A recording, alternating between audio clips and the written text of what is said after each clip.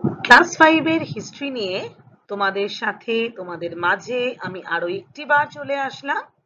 আজ আমরা পৃথিবীর নানা দেশের সভ্যতা এই চ্যাপ্টারটা একটু রিভাইজ করব।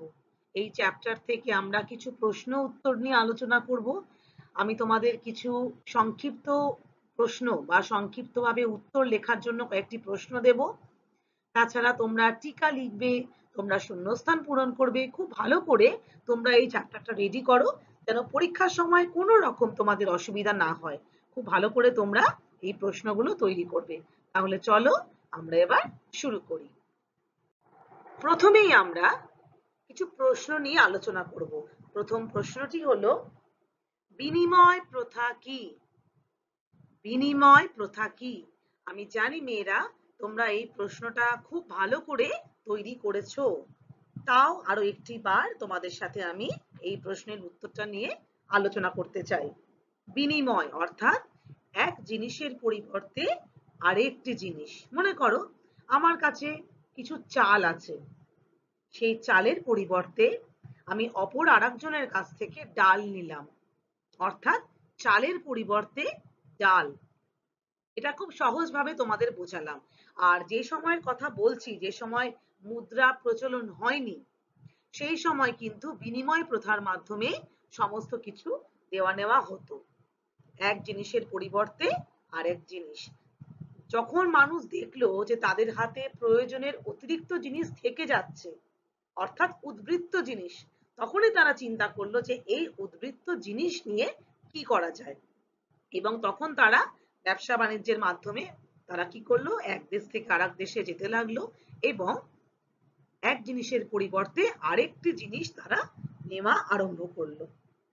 যে দেশে যেই জিনিসটা উদ্বৃত্ত সেই জিনিস তারা অপর দেশকে দিল এবং অপর দেশের মানুষরাও যে জিনিসটা তাদের কাছে উদ্বৃত্ত ছিল সেই জিনিসটার পরিবর্তে তারা অন্য দেশ থেকে তাদের প্রয়োজনীয় জিনিসটা দিতে পারলো।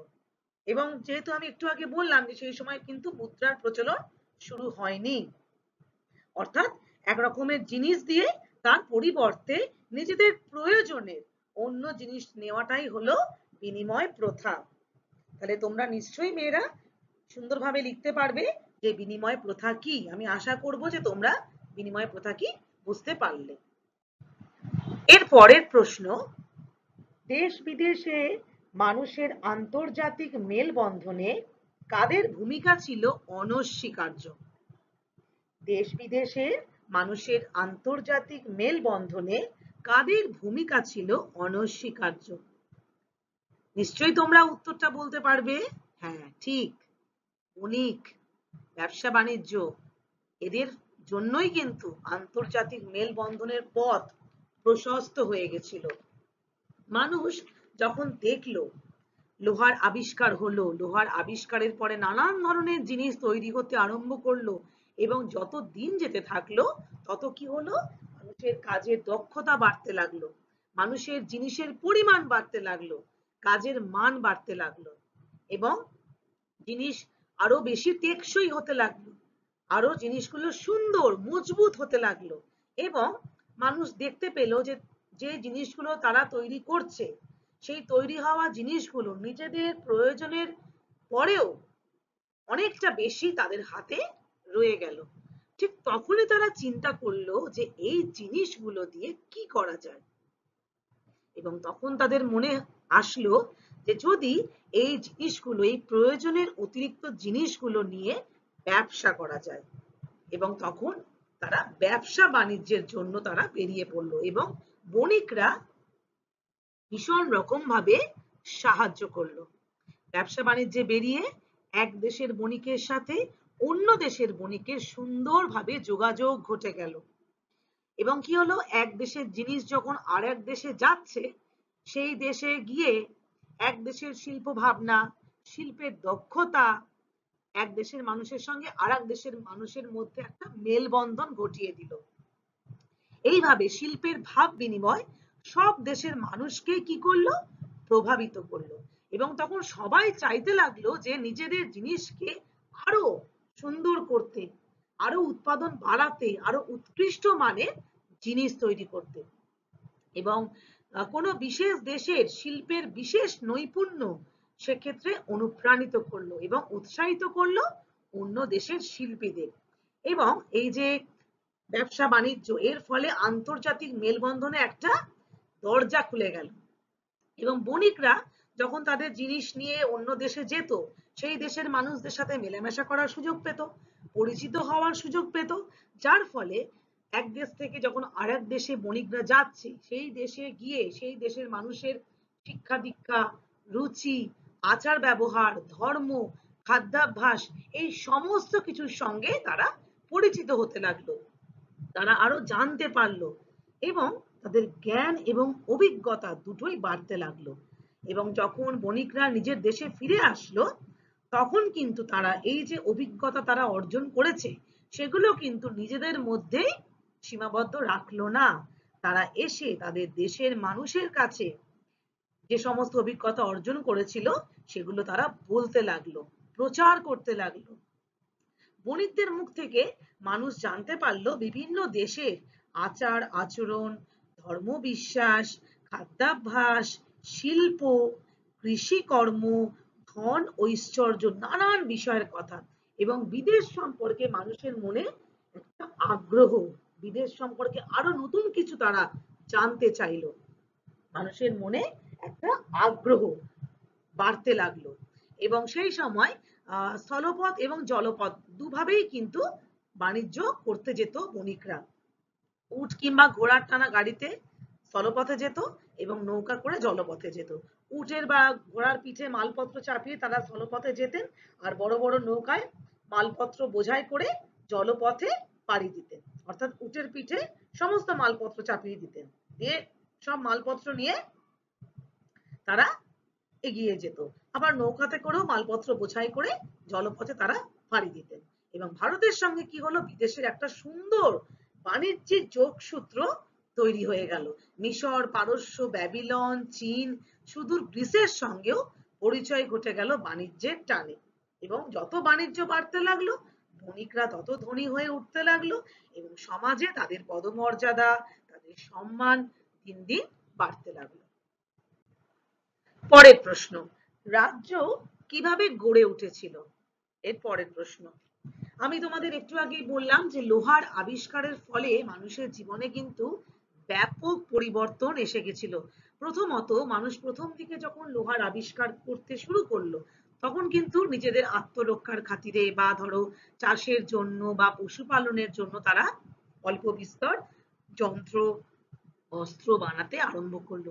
এরপর যত দিন এগোতে লাগলো, তত কিন্তু জিনিসের মান বাড়তে লাগলো, জিনিসের পরিমাণ বাড়তে লাগলো, দক্ষতাও বাড়তে লাগলো। এইভাবে লোহার আবিষ্কার এবং তার ব্যবহারকে রপ্ত করে মানুষ কিন্তু লোহার তৈরি নানান অস্ত্র বানাতেও আরম্ভ করলো এবং প্রচুর পরিমাণে অস্ত্র মজুদ হতে লাগলো রাজার তহবিলে।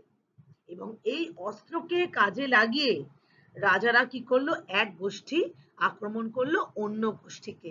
এবং ধরো যারা দুর্বল, তারা খুব সহজেই পরাজিত হয়ে যেত। এবং যেই দেশটা বা যে রাজ্যটা পরাজিত হতো, সেই দেশের সমস্ত সম্পত্তি, জমি জায়গা, যেই রাজা জিতে যেত বা যে গোষ্ঠী জিতে যেত, সেই সমস্তই কিন্তু লুণ্ঠিত করে নিত বা লুণ্ঠন করে নিত বা এলাকা দখল করে নিত। এইভাবেই শক্তিশালী গোষ্ঠী তার এলাকা বাড়িয়ে অন্য গোষ্ঠীর জায়গা দখল করে নিত। আর এইভাবে জায়গা বাড়তে বাড়তে গড়ে উঠলো কি, হ্যাঁ, গড়ে উঠলো রাজ্য।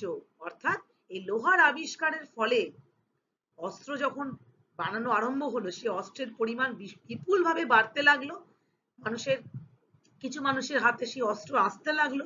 সেই অস্ত্রের উপর ভর করেই কিন্তু একটা গোষ্ঠী আর একটা গোষ্ঠীকে আক্রমণ করলো, তাদের সমস্ত বিষয় সম্পত্তি, ধনসম্পদ লুণ্ঠন করে নিয়ে নিজেদের গোষ্ঠীকে, নিজেদের এলাকাকে আরো বাড়াতে লাগলো। এবং এই জায়গা বাড়তে বাড়তেই সৃষ্টি হলো রাজ্য।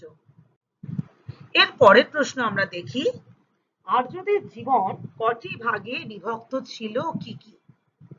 আর্যদের জীবন কটি ভাগে বিভক্ত ছিল ও কি কি? আর্যরা তাদের জীবনকে চারটি ভাগে ভাগ করেছিলেন। সেগুলো কি কি? সেগুলি হলো ব্রহ্মচর্য, গার্হস্থ্য, বানপ্রস্থ এবং সন্ন্যাস। ব্রহ্মচর্য, গার্হস্থ্য, বানপ্রস্থ এবং সন্ন্যাস। মেয়েরা তোমরা যখন ব্রহ্মচর্য, গার্হস্থ্য এই সমস্ত স্পেলিং বানান লিখবে খুব কেয়ারফুলি কিন্তু লিখবে এবং খুব সুন্দর করে তোমরা স্পেলিং গুলো কিন্তু পড়বে, না হলে কিন্তু বানান লিখতে গেলে ভুল হয়ে যাবে। আচ্ছা, এবার আমরা প্রথমে আলোকপাত করি ব্রহ্মচর্য। ছেলেবেলায় যখন গুরুগৃহে যেত শাস্ত্র পাঠ করতে, সেই সময়টা ছিল ব্রহ্মচর্য। এই সময় তারা গুরুগৃহে তারা যেত শাস্ত্র পাঠ করতে। আর ঠিক তার পরের পর্বটি অর্থাৎ গার্হস্থ্য হচ্ছে সংসার ধর্ম পালন করা, বিবাহ করে সংসার ধর্ম পালন করত, এই সময়টা হচ্ছে গার্হস্থ্য। তাহলে একদম প্রথমটা হচ্ছে ব্রহ্মচর্য, সেই সময় তারা গুরুগৃহে গিয়ে শাস্ত্র পাঠ করত, এবং ঠিক তার পরের ধাপ হচ্ছে গার্হস্থ্য, যেখানে বিবাহ করে সংসার ধর্ম পালন করত। তারপরের পর্যায় হচ্ছে বানপ্রস্থ। বানপ্রস্থ হচ্ছে বয়স হয়ে যাবার পরে সংসারের সমস্ত দায় দায়িত্ব ছেলে মেয়েদের হাতে তুলে দিয়ে বাবা মা অরণ্যে গিয়ে ধর্ম আলোচনায় দিন কাটাতেন। অর্থাৎ একটা বয়সের পরে বাবা মারা সন্তানের হাতে, ছেলেদের হাতে সমস্ত সংসারের ভার দায়িত্ব দিয়ে তারা অরণ্যে গিয়ে তারা ধর্ম বিষয়ে আলোচনা করতেন, ধর্ম নিয়ে মনোনিবেশ করতেন, ধর্ম নিয়ে চিন্তা করতেন। সেই সময়টা ছিল বানপ্রস্থ। এরপর সন্ন্যাস। যখন সমস্ত কিছু ত্যাগ করে আমৃত্যু তপস্বীর ন্যায় জীবন যাপন করতেন, সেই সময়টা ছিল সন্ন্যাস। এই সন্ন্যাসীর জীবন ছিল ত্যাগের জীবন। জীবনের শেষ দিন পর্যন্ত তারা তপস্বীর ন্যায় জীবন যাপন করত।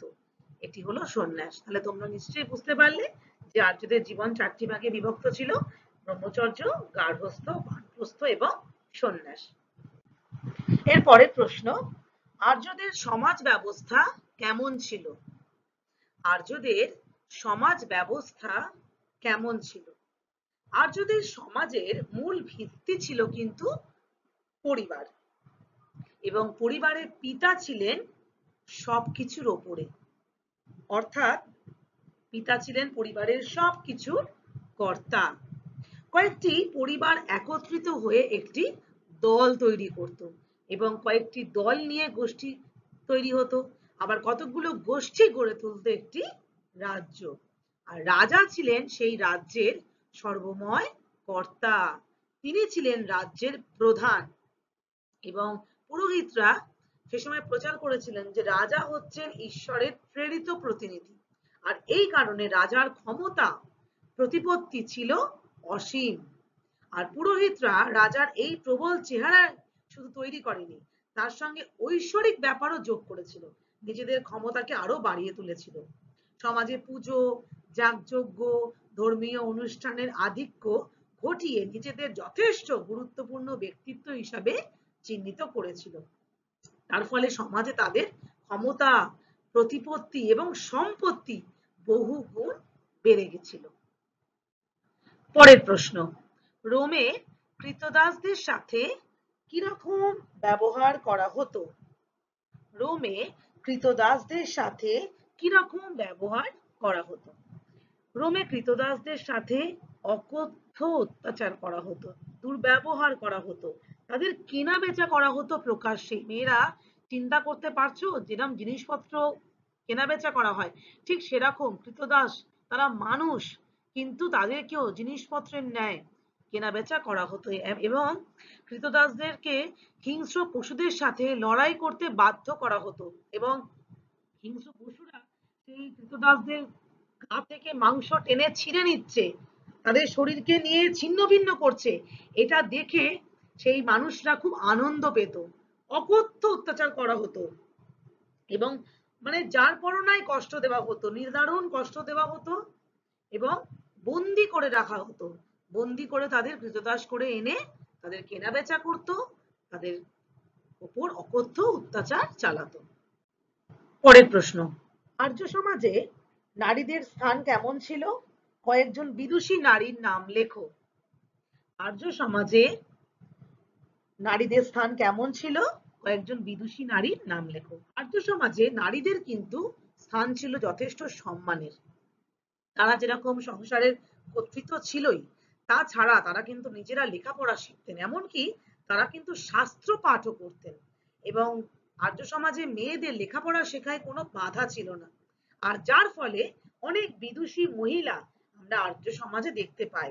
তাদের মধ্যে গার্গী, অপালা, মৈত্রেয়ী, লোপামুদ্রা এনাদের নাম বিশেষভাবে উল্লেখযোগ্য। যেহেতু সেই সময় নারীদের শিক্ষায় কোনো বাধা ছিল না, তারা শিক্ষা গ্রহণ করতে পারত এবং শুধু শিক্ষা গ্রহণ না, তারা শাস্ত্র পাঠও করতে পারত। সেই জন্য তারা কিন্তু সুন্দরভাবে নিজেদের সমাজে প্রতিষ্ঠিত করতে পেরেছিলেন অনেক বিদুষী মহিলা, সেই জন্য আমরা দেখতে পেয়েছি আর্য সমাজে। তাহলে তোমরা নিশ্চয়ই প্রশ্নের উত্তরগুলো বুঝতে পারলে। তোমরা ভালো করে প্রশ্নের উত্তরগুলো তৈরি করো।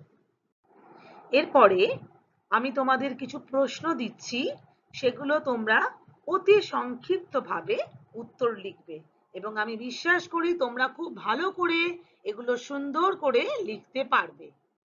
প্রথম প্রশ্ন, কার নামে রোম শহরের নামকরণ হয়েছিল বলে অনেকে মনে করেন? কার নামে রোম শহরের নামকরণ হয়েছিল বলে অনেকে মনে করেন? নেক্সট কোয়েশ্চেন, প্রাচীন রোমের একজন বিখ্যাত কবির নাম লেখো। প্রাচীন রোমের একজন বিখ্যাত কবির নাম লেখো। নেক্সট, নাম্বার 3, পারস্যের অধিবাসীদের কি বলা হয়? পারস্যের অধিবাসীদের কি বলা হয়? নেক্সট, নাম্বার 4, আর্যরা কোথায় নিজেদের অধিকার প্রতিষ্ঠা করেছিলেন? আর্যরা কোথায় নিজেদের অধিকার প্রতিষ্ঠা করেছিলেন? নেক্সট, নাম্বার 5, চীনের প্রাচীর কত কিলোমিটার লম্বা? চীনের প্রাচীর কত কিলোমিটার লম্বা? নেক্সট, নাম্বার 6, প্রাচীন গ্রিসের একজন সেরা কবির নাম লেখো। তার রচিত দুটি মহাকাব্যের নাম লেখো। প্রাচীন গ্রিসের একজন সেরা কবির নাম লেখো। তার রচিত দুটি মহাকাব্যের নাম লেখো। নেক্সট, নাম্বার 7, পারসিকদের ধর্মগ্রন্থের নাম কি? পারসিকদের ধর্মগ্রন্থের নাম কি? নাম্বার 8, ভারতীয় আর্যরা কি নামে পরিচিত হয়েছিলেন? ভারতীয় আর্যরা কি নামে পরিচিত হয়েছিলেন?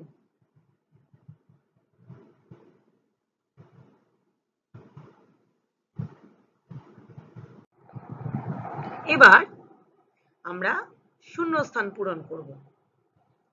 প্রথমে নাম্বার 1, লোহার আবিষ্কারে এবং তার ড্যাশ ব্যবহারে মানুষের দক্ষতায় নানান জিনিস উৎপাদিত হতে থাকলো। লোহার আবিষ্কারে এবং তার ড্যাশ ব্যবহারে মানুষের দক্ষতায় নানান জিনিস উৎপাদিত হতে থাকলো। নেক্সট, নাম্বার 2, দেশ বিদেশের মানুষের আন্তর্জাতিক ড্যাশ বাণিজ্য ও বণিকদের একটা বড় ভূমিকা ছিল।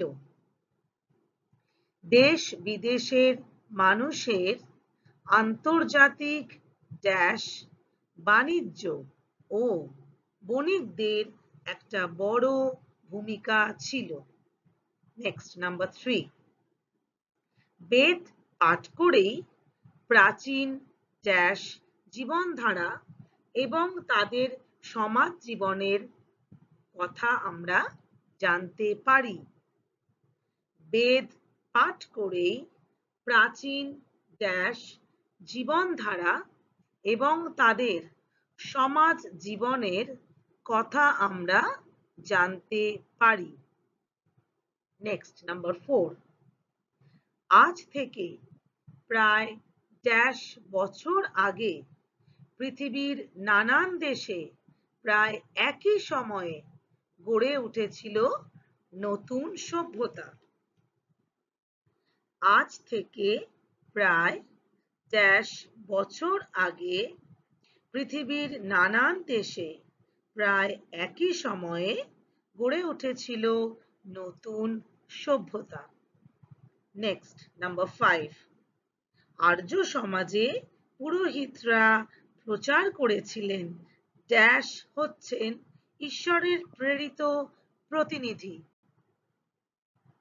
আর্য সমাজে পুরোহিতরা প্রচার করেছিলেন ড্যাশ হচ্ছেন ঈশ্বরের প্রেরিত প্রতিনিধি।